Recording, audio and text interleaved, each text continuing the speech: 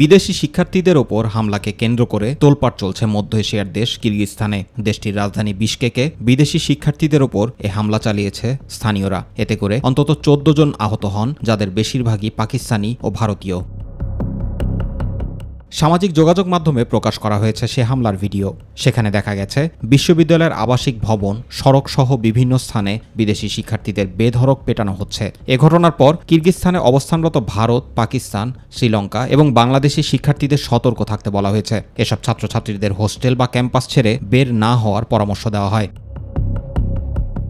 এদিকে কিরগিজস্তানে বাংলাদেশি ছাত্রদের ওপর হামলা পর্যবেক্ষণে উজবেকিস্তানের রাষ্ট্রদূতকে পাঠানো হয়েছে বলে জানিয়েছে পররাষ্ট্রমন্ত্রী ডক্টর হাসান মাহমুদ। বর্তমানে সেখানে পরিস্থিতি শান্ত আছে বলেও জানান তিনি। আমরা ইতিমধ্যেই কিরগিজস্তানে আমাদের ডিপ কনসার্ন কিরগিজস্তানকে আমরা জানিয়েছি।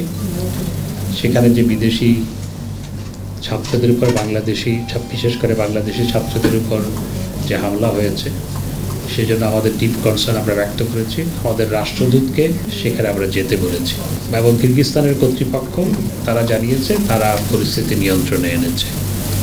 এটুকুই আমাদের বলতে পারি। সম্প্রতি মিশরীয় শিক্ষার্থীদের সঙ্গে স্থানীয়দের সংঘাত হয়। ধারণা করা হচ্ছে ওই ঘটনাকে কেন্দ্র করে হামলা হয়েছে বিদেশি শিক্ষার্থীদের ওপরে আক্রমণ চালায় তারা। কিরগিজস্তানে 30,000-এর বেশি বিদেশি শিক্ষার্থী রয়েছে। এমন পরিস্থিতিতে নাগরিকদের সতর্ক থাকতে বিবৃতি দিয়েছে ভারত ও পাকিস্তান সরকার। চালু করেছে হেল্পলাইন। তবে হামলার ভয়ে বাড়ির বাইরে যেতে পারছেন না প্রবাসীরা। জুবাইর রহমান, মাই টিভি নিউজ।